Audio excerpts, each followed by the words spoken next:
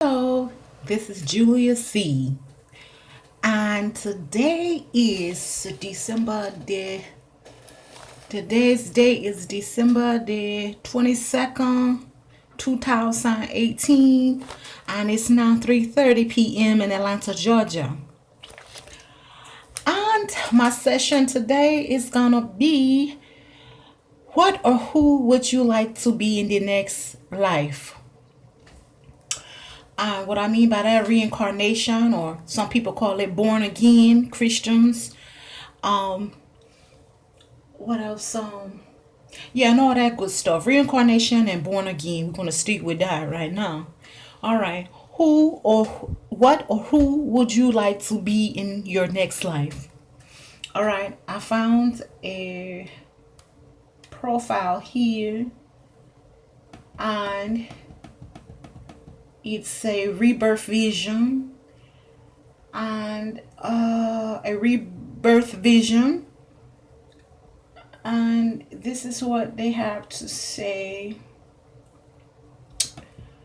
about being reincarnation and being born again. But the topic today is what or who would you like to be in your next life? um some people, they have these beliefs, religious belief. They were born under this covenant to believe these things, and they stick with them. That's the only way they know. And they have a bed already, a plan already laid out for them, a desire of who they would like to be in the next life, or you know, some people, want to be better, or some people want to stay the same. Um, whatever reason, but we're gonna discuss what or who would you like to be in your next life. Me, I'm Baptist. I'm a born again. I believe in the resurrection. That's right. We're gonna add resurrection and reincarnation, and born again, and the resurrection. All of it is still the same thing, but a different sect, So I'm Baptist, and I believe in the resurrection, and I believe also in being born again. I also believe in womb hopping. It's the same thing. Um, so when people speak under those terms, I understand where they're coming from. I'm Baptist, and I'm a John person, and I believe in the resurrection and being born again. I'm familiar with reincarnation, but I never researched it deeply, reincarnation. So let's just read what somebody had to say about being born again, or the resurrection, or reincarnation. It's under the same title. All right. This discussion is not about what you want to achieve in this life. It is what you want to do in your next life, or how you want to shape it. If you believe in rebirth, planning for your next life is as important as planning for your current one. Since your current life becomes the seed for your next life, your planning for your current life must be done in the context of your next life only. And you must pay particular attention to the problem of karma. And I like when they say that. I believe in that. I stick in my head also. I believe in karma. So watch what you do and wish for. Okay. They say, and you must pay particular attention to the problem of karma and how you want to resolve it. Even if you do not plan for it in detail, you must have some concern about your rebirth and how you may want to spend your future life. At least, you should be able to visualize either as an aspiration or a desire. What type of life would you want to lead in your next birth? If you do not believe in rebirth, this discussion is not for you, and you can conveniently skip this session. All right. If it's not, in regards to you, or, it's not relative to you, you can leave. All right. And I love this because And there's more, but we're going to stick to this profile here. All right, he said, hey, and you must pay particular attention to the problem of karma. All right, so people believe they act out. You have people, and they hope you get the signs and signals on the use sign language. You go to some people house, they have pictures of, yeah, of different people, and it may be who they would like to be. Or you can see the lesbian gay community, you can see them with doing certain things, they're acting out, and they maybe a sign. I'm not saying everybody, but it could be telling you something, you know this is who I would like to be in the next life. So what else I want to say? All right.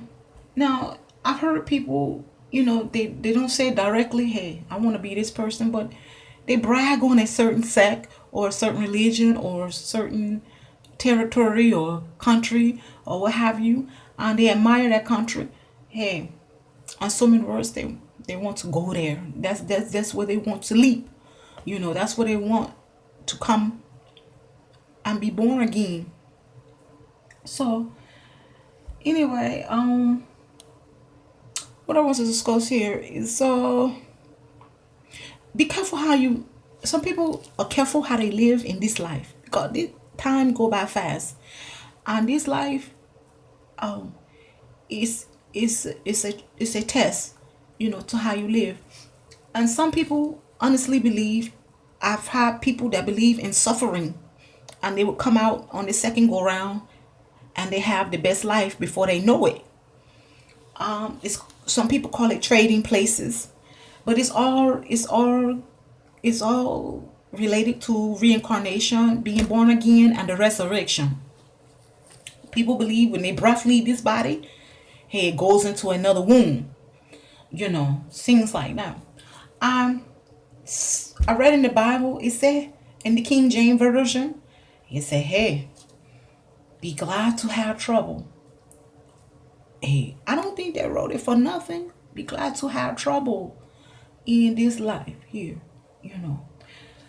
But I've been to places, and I watch people, and the vision I get is they're careful how they live. They don't want too much. Some people want much. They want it again and again. But if you make an honest living in this life, whether you struggle or you make it, or you're gifted to make it without problems, hey, that was the bed laid out for you. Good. So I just want people to know, if you don't believe in a higher power or what have you, you need something to lean on to keep sanity. So read the Bible or read whatever you can relate to that motivates you and keep you moving until your time is up here in this life. But also, if you believe that you just perish, if you was raised up and your family wasn't comfortable discussing, they wasn't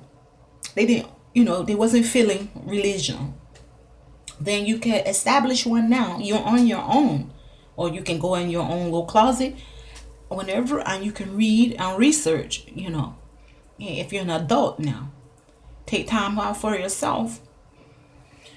All right, let's see here. What is next? According to Hinduism, 2 possibilities exist for each being at the end of this life. Okay, I'm still reading in regards to what or who would you like to be in your next life. I'm reading the next profile here. It says, according to Hinduism, 2 possibilities exist for each being at the end of this life: liberation or rebirth. The advantage with liberation is that it will end rebirth and free you forever from mortal existence. You will not be reborn even when the world ends and a new time cycle begins. However, liberation is difficult. Even if you strive hard and advance well on the spiritual path of reunification, self purification, and detachment, there is no guarantee that you will achieve liberation. Therefore, if you are pursuing liberation as your main goal, you must not lose sight of the possibility of rebirth. Let me read that again. You must not lose sight of possibility of rebirth. And you must still prepare for it. Okay? There is a third possibility, that of falling into darker hells, which is the destined fate of the most sinful haters of God. We are not discussing it here because if you are reading this article, it means that you have past action merits and you do not fall into the category.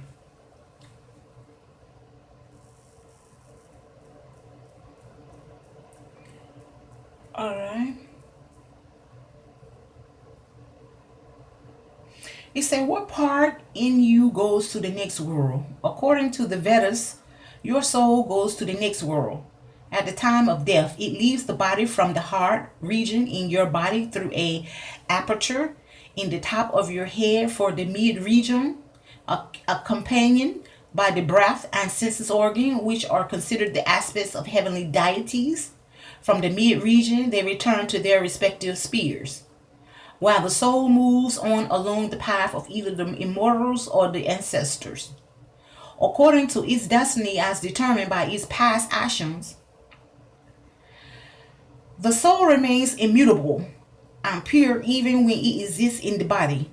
It is the impurities that accompany the soul in the form of past life impressions and the strength of the astral body that is built in the astral world by the sacrifices and the offerings made by the descendants upon earth, which determine the time and nature of its rebirth. All right. He said, you cannot be sure. I like this one. You cannot be sure which religion you may practice in your next life or which language you may speak. You should therefore show tolerance and compassion towards all communities and people of all religion. Let me read that again. It said, you cannot be sure which religion you may practice in your next life or which language you may speak. You should therefore show tolerance and compassion towards all communities and people of all religions. That's that's for people. I think that one what he just stated there. He said you cannot be sure which religion you may practice in your next life or which language you may speak. So you should therefore show tolerance and compassion towards all communities and people of all religion. All right. Hey, if you're born on a covenant, you gotta figure out your where your bed is made, where you line. Some people already know what they're lining. They already took it and put it in the heart and say, this is what I believe. I'm holding on to this. For you who wasn't born under a covenant, hey, what they're trying to say here in that little paragraph is they can throw you anywhere. Your soul can go anywhere if you're not anointed. You're not on a covenant. You can leap anywhere. Somebody can catch you. So I have a relative, right? Let me tell you, my relative. I have an aunt, and and um I she act out, very. My family is very private. They're very secretive. They can keep a secret. My family, they can keep secrets, man. I didn't know this until I got in my 40s. How secretive they were. I found out other things about them later on in life. So they can keep secrets. They have their own separate religion.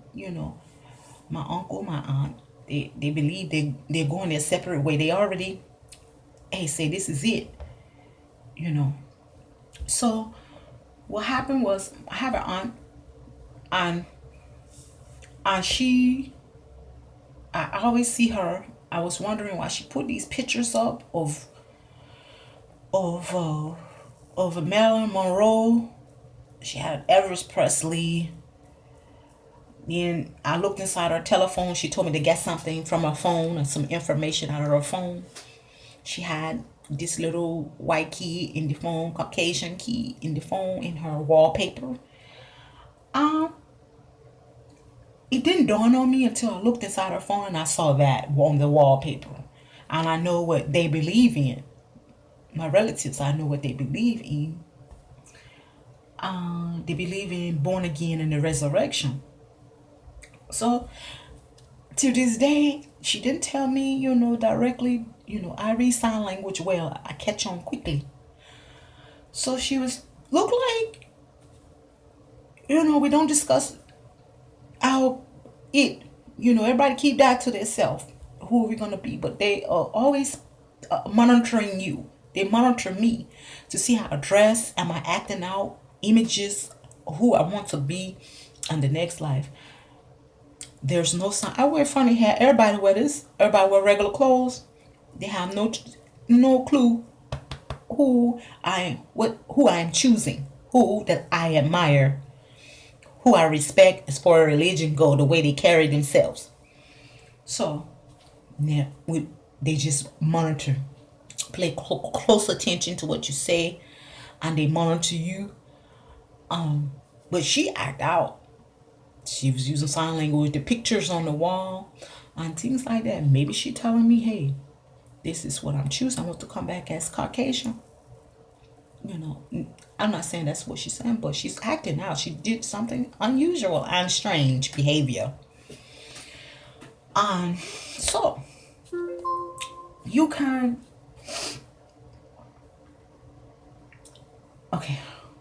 So whatever you choose to keep it personal, or you can call me, and if you want to chitter chatter, um, I can be reached at 1-800-656 3190. 1-800-656-3190. And it's Julia C. If you want to chat in regards to this topic here. So personally, I'm careful how I live. My personal thoughts, I can't tell you who I want to be. That's personal. That's my secret. Who I want to be, who I admire. I don't have one person. I admire a lot of different nationalities, sex, and stuff like that. I respect a lot. I salute to them, and for keeping it real and holding on to the faith this long and haven't changed it. All right. So me, this is the personal way I am. I'm careful how I live. I can break my neck to do certain things, but I learn from experience. On behalf of me, I can't do certain things, like certain jewelry I can't wear for too long. Certain detergent I can't use for too long. Certain material I can't wear.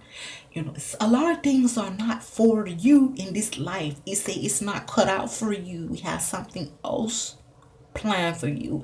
The reason why you can't seem to get that car you want, the car you like, you would like to drive. It's just you got the money to get it, but say you got other things. It's not for you in this life. It's just not cut out for you. Maybe God has something in the next life for you. So I feel that way too. I say, hey, I've had the money to go do whatever. I can do a lot of worldly things if I want to. If I get up and I do, it's not worth it. It's not worth it. If it's not for you, it's not worth it right now. It's just not your turn. It's not your time. And it's just not cut out for you. It's not that you destined to be, that way, or to be poor, or to be struggling. It's a reason. You have the money if you want to break your neck and go sacrifice food in the fridge, forget that new car, go ahead. But remember, you gotta pay for that car and you need food in the fridge. Regardless. So pick or choose right now. God will comfort you. He will comfort us in what we call Hey, if you're rich, good for you. You are lucky. You are lucky and you are blessed. And keep it up. So it's just not your turn. And it doesn't mean that, hey, just because you're rich, don't mean the next life you're going to be poor. If you're making an honest, rich living, your next life is, the name of the game. All right. So back to reading this here. I try to tell my children, I say, hey, calm down. Turn the lights down some. They like to move fast. They're young. They're eager.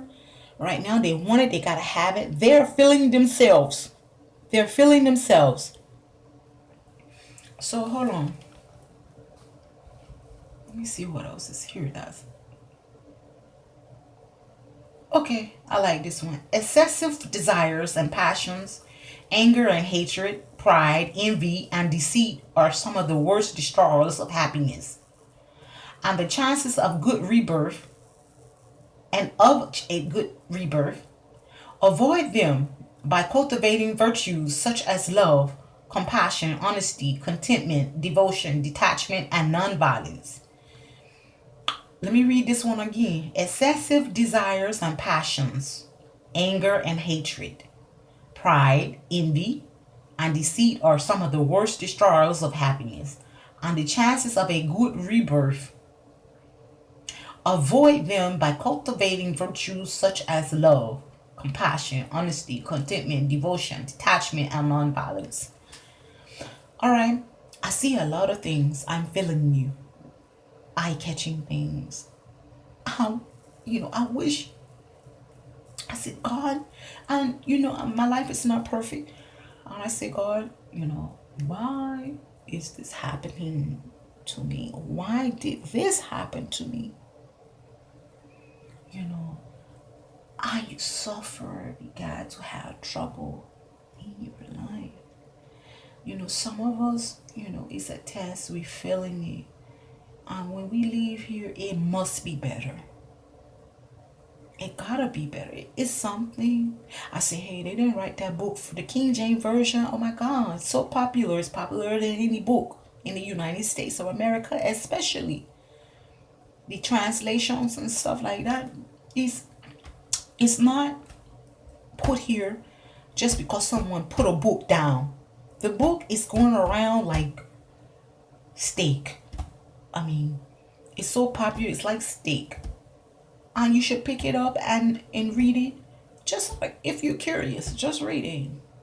And stuff like that. So, I like fancy clothes. I see clothes, I say, oh boy, I love that outfit on her. I want it. I want to wear it too. It's not for me. A lot of stuff I can't get my hands on. And, but it's okay. We all have our turn. So, and here go one that just clocked my eye. It say, know that suffering is a teacher. Know that suffering is a teacher. Know that suffering is a teacher, and learning from it is the key to progress and improvement. If you learn your lessons from your current suffering, failures, and setbacks, you can avoid their repetition in future. So he said, know that suffering is a teacher. I just said that in so many words. I say, hey, be glad to suffer. It's a teacher, you learn. And they said for a believer in rebirth, death is just a phase in the existence of a bound soul. It's just a phase. Death is just a phase. So if you're a person, you've been somewhere, you experience something that's not of this world, out of your body experience, because I did.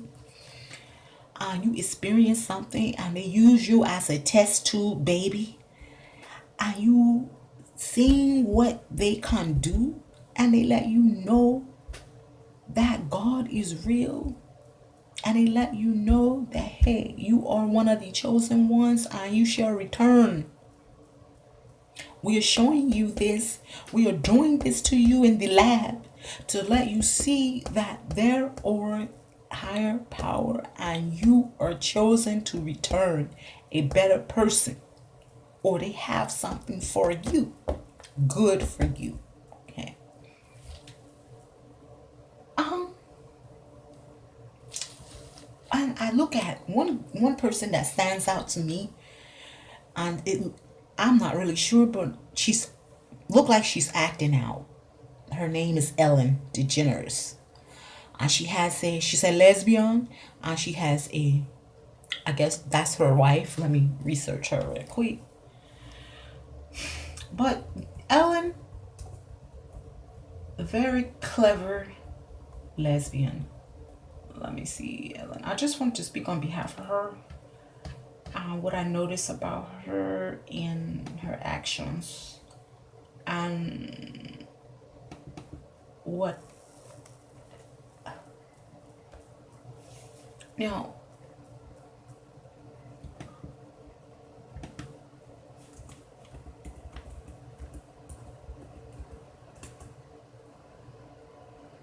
Okay, Ellen DeGeneres. Okay, wife. Let's pull up her wife and her here. I know she's gonna come up along with her. I look at Ellen, and I look at their wife, and I look at the extravagant difference between them two. And I say, Lord, speak. I say, this is who you would like to be in the next life. Some people can speak to you, and you never know that they're telling you something, not what you think. The first thing came to your mind, didn't it? Fake me out too, fool me. But some people, I've seen people together, they say, hey, no, I want what you got. That one say, hey, I want what you got. You say, no, in straight places. And you're bickering with one another. You're trying to express, hey, this is what I see on this side. And you're trying to express, hey, this is what I see on this side. You know. And you look at some people and you say, hey, you are blessed. And they go, no, you are lucky. And things like that. So Ellen DeGeneres is one that stood out to me the most. And Donald Trump as well, and his wife. And Donald Trump, let's get on the topic of Donald Trump here. Donald Trump is a very arrogant person, and he's confident in what he do, and he knows that he has the money, the funds there, and he knows he's secure. In regards to his wife, he know he really don't seem happy. And he's sending a message to American women. That's my vision. I could be wrong. Just listen to it. It's like he's sending a message to American women. What he admire about her, he may not really like her. I'm not saying he don't, but I'm just speaking outside the box. He may not really like her, but he admire her differences. He would like for, because he's very comparing. He like to compare. He's one of those people that's always talking about somebody else is doing better than us. So I know he don't have to say much.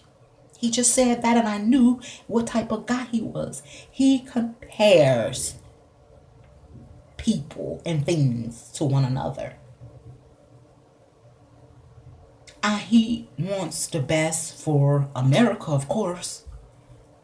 But he's acting out. I ain't letting you know, hey, you're not good at this, you're not good at that. They're good at this, they're good at that.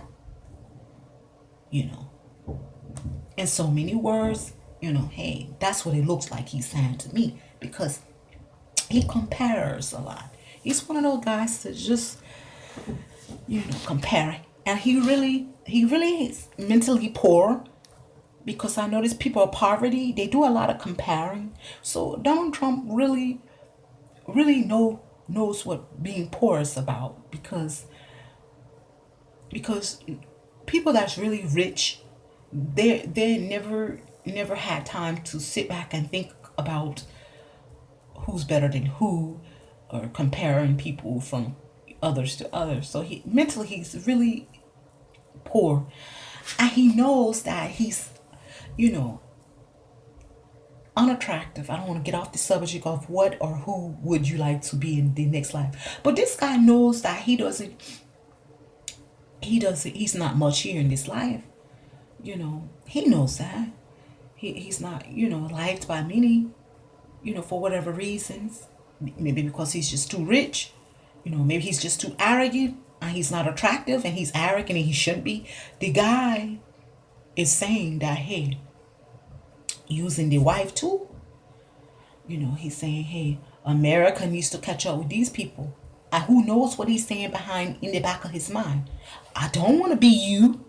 Really? I don't want to be in this skin. I got money. I would like to be another person with this money. Maybe he could be saying that. Back to Ellen DeGeneres. She bring out this very beautiful girl. No matter how many hard jackets she wear and jeans she puts on. Hey, I'm a woman too, and I'm hairy. So I am feeling everything that you bring. Okay, I see eye to eye here. All right.